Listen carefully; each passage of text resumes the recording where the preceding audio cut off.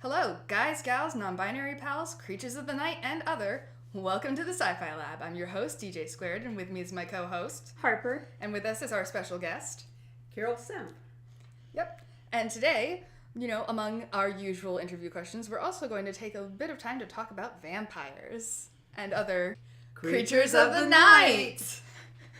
Nailed it! All right, so our very first question that we do every interview is, what was your very first experience with science fiction? Like your first contact? Oh gosh, it was probably a comic book. I'm old, and so my first experience of almost everything was the Classics Illustrated comic books. And so I read, that's probably where I got to know Wells before I ever read the full-length Wells. Mm-hmm. I suspect that's my first introduction to bona fide science fiction. So like a comic book of what, War of the Worlds? Oh, absolutely. I didn't know those existed. I mean, I expect they existed, but I've never actually heard of it before. Well, I honestly I don't remember, but Classics Illustrated were wonderful, and they were pitched at probably middle school age, and so I felt like I got the plot lines of a lot of the books that I came to read later, and I'm almost positive that I read War of the Worlds and The Time Machine. Oh, and yes, The Invisible Man, because, which, by the way, since this is a show, has been re-released by Broadview and edited by a woman who was here at Georgia Tech as a Britton Fellow, Nicole Lobdell. And I would encourage people that this is a great new edition of Wells's The Invisible Man. And she's not paying me to say that. I haven't read that book since I was a kid, but I'd be interested in reading this new edition. I'll have to look out for that. I love any... It's kind of strange that my favorite genre of books is middle grades or things aimed towards middle schoolers, but I didn't even know Classics Illustrated existed, so I'm definitely going to have to look that up. It doesn't anymore, I think. It's one of those things, you have to look at me, because as I said, I preface this by saying I am old. And this was something that existed a long time ago and that I wish somebody would bring back because,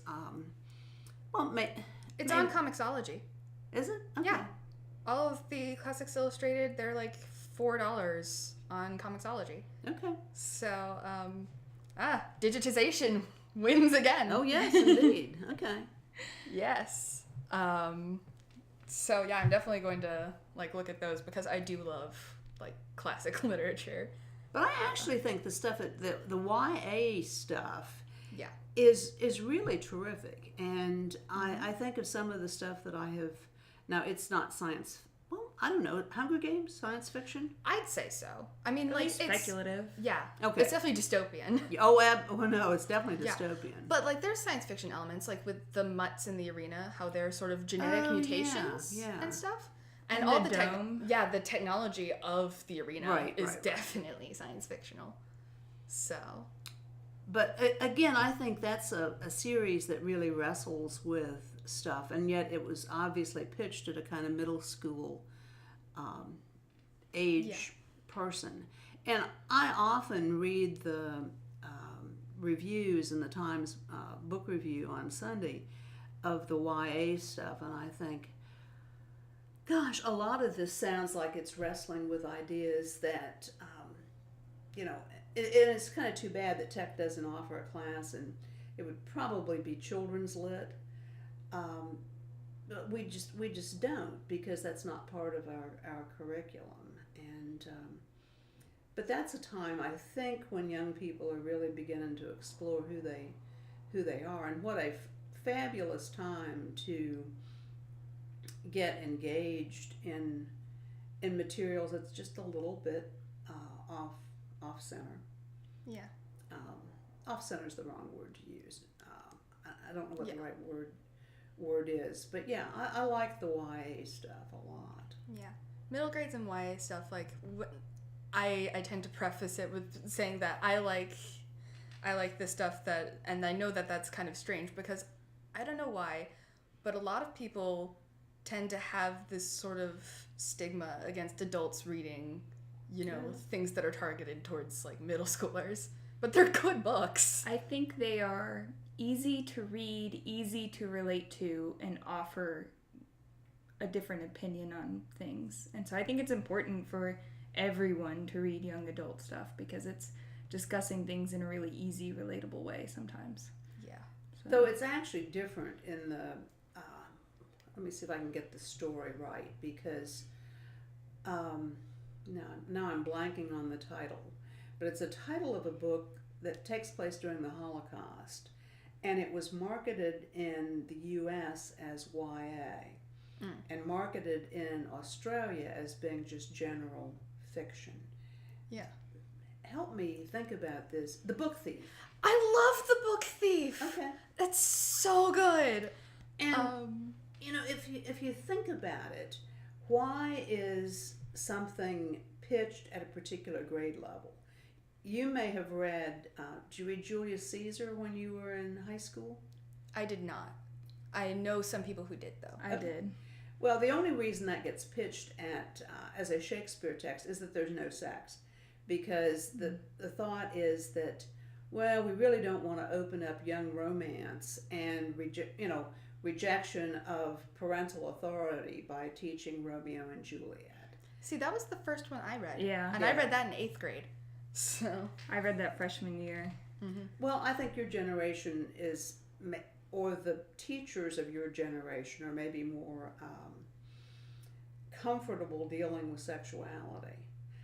I'll take that back, though, because I discovered with one of my classes last spring how little sex education they were getting. Oh, and yeah, no, it we just don't. happened because I was not teaching sex ed. I would not be ashamed to teach sex ed, but it came out just completely randomly, and so the curriculum gets established for all kinds of weird reasons.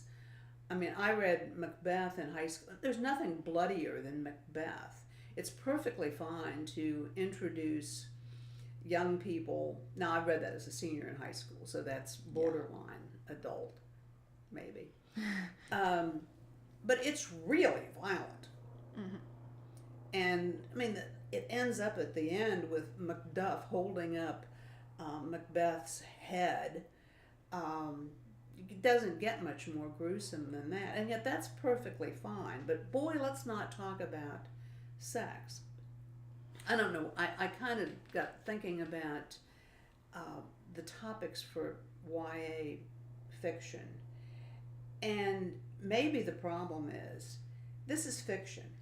Why does it have to be pitched at a particular age group or demographic? Because it deals with human problems.